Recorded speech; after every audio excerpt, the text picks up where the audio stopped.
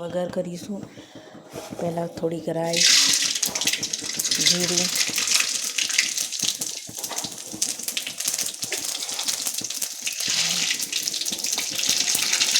થોડીક વાર તતડી જાય પછી તેમાં ડુંગળી નાખીશું।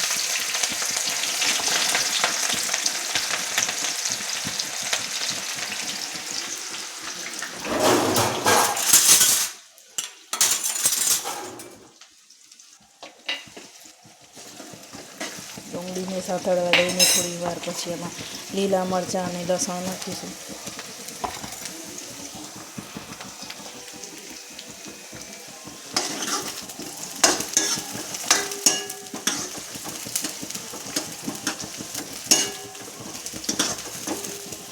આપણે બધું તૈયાર રાખ્યું છે। વઘાર, આદુ લસણની પેસ્ટ, ટામેટાં, ધાણા અને આ મગ છે બાફેલા। ગેસ થોડો ફૂલ કરીશું।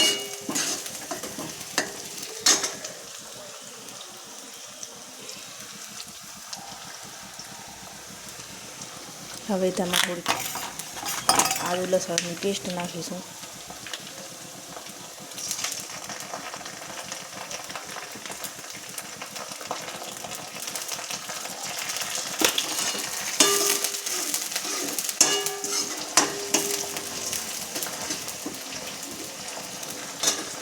સહેજ સાંતળવા દઈશું વઘારને।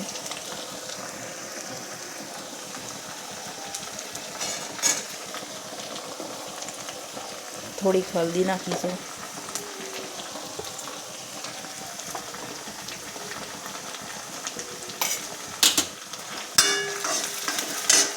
આ લીલી ડુંગળી અને લીલું લસણ થોડા નાખીશું। બધું થોડીક વાર સાંતળવા દઈશું।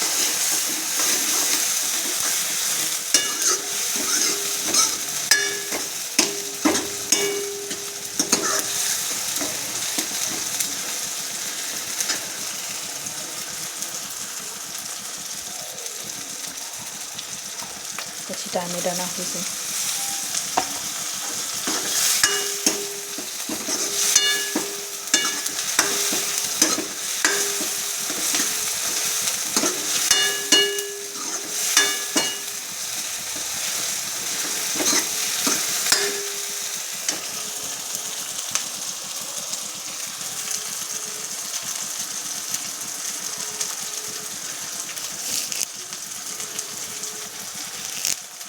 સોરી, કરી પત્તા રહી ગયા। આપણે આ કરી પત્તા હમણાં નાખીશું।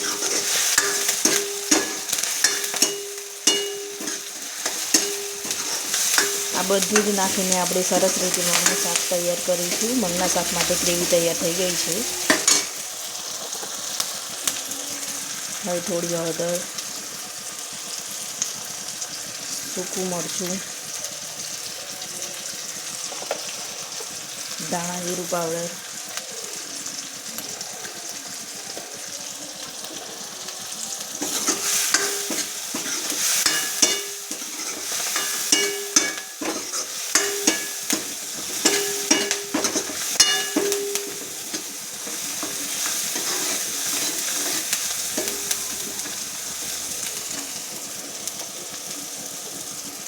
બધું સાતળવા દઈશું। ગરમ મસાલો થોડો નાખીશું।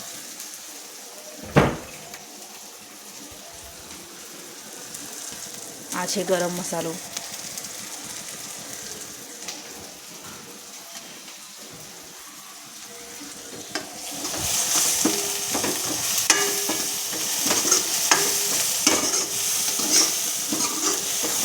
આ બધું બરાબર શેકાઈ જાય એટલે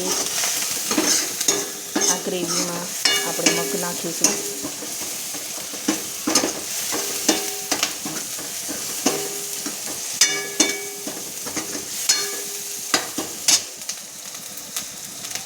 થોડાક ધનિયા ઉપર બી નાખીશું।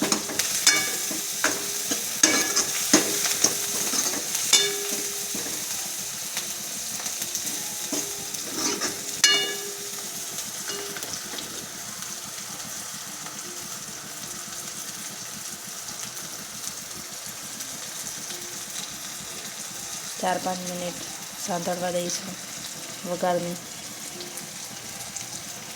હવે મિત્રો આ બધું કમ્પ્લીટ થઈ જાય એટલે આપણે પછી એમાં મગ નાખી દઈશું, એટલે આપણું મગનું શાક બનીને રેડી થઈ જશે. મરચું ઓછું ખાવું હોય તો ઓછું અને વધારે ખાવું હોય તો વધારે નાખીશું.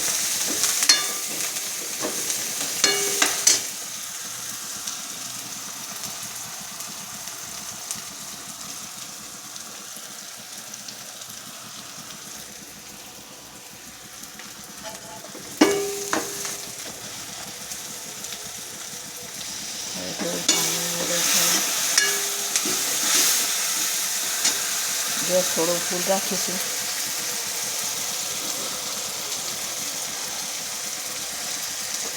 હવે એમાં મગ નાખી દઈશું.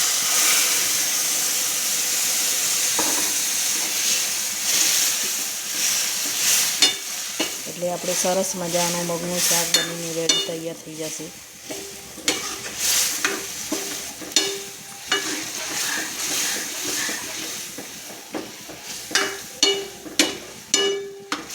હવે આપણે 10-15 મિનિટ આને ચડવા દઈશું, એટલે સરસ મજાનું મગનું શાક બનીને આપણું તૈયાર થઈ જશે. આજે થોડું લેટ થઈ ગયું છે, શનિવાર છે. થોડા દાણા ઉપર નાખી દઈશું અને 5-10 મિનિટ ચડવા દઈશું.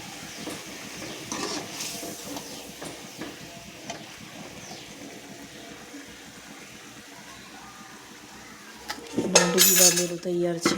અને આ શાક તમને જો મિત્રો મારો વિડીયો ગમે તો મારા વિડીયોને લાઈક, શેર અને કમેન્ટ કરજો અને મારી ચેનલને સબસ્ક્રાઈબ કરજો. બાય એવન. આજે આપણે ઘણા સમયથી લોગ ઉતાર્યો નહોતો અને આજે એક લોગ ઉતારવા જઈ રહ્યા છીએ. ત્યારે અત્યારે આપણે બનાવીએ છીએ મગનું શાક. મગનું શાક બનાવવા માટે મેં પહેલાં લીધું છે આ લીલા મરચાં, લસણ, લીલા ધાણા, ડુંગળી, ટામેટું, કઢી પત્તા, આદુ લસણની પેસ્ટ, પછી આ લીલું લસણ અને લીલી ડુંગળીને પાણીથી ધોઈને સર્વ કરી પાણીથી ધોઈ નાખી છે. આ મગ બાફેલા તૈયાર છે. હવે મેં ગેસ ઓન કરી દીધો છે. ગેસ ઓન કરીને એક તવીમાં થોડુંક ઓઇલ નાખીએ છીએ.